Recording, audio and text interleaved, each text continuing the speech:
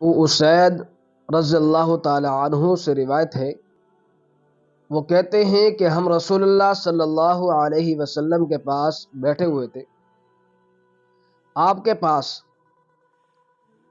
قبیلہ بنو سلمہ کا ایک شخص آیا اور آ کر عرض کرنے لگا کہ اللہ کے رسول، کیا والدین کی وفات کے بعد ان کے ساتھ حسن سلوک کرنے کا کوئی عملی طریقہ موجود ہے؟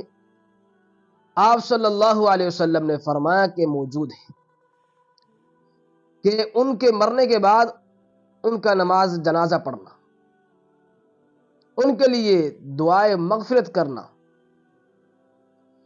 اور اسی طریقے سے ان کے وعدوں کو پورا کرنا اور رشتہ داروں کے تقاضوں کو ان کی خاطر پورا کرنا، اور ان کے احباب کے ساتھ تعظیم اور تکریم کرنا۔ یہ سب صورتیں ان کی وفات کے بعد نیک سلوک کرنے کی ہیں۔ اللہ پاک ہم سب کو جو ہے اپنے والدین کے ساتھ حسن سلوک کرنے کی توفیق عطا فرمائے۔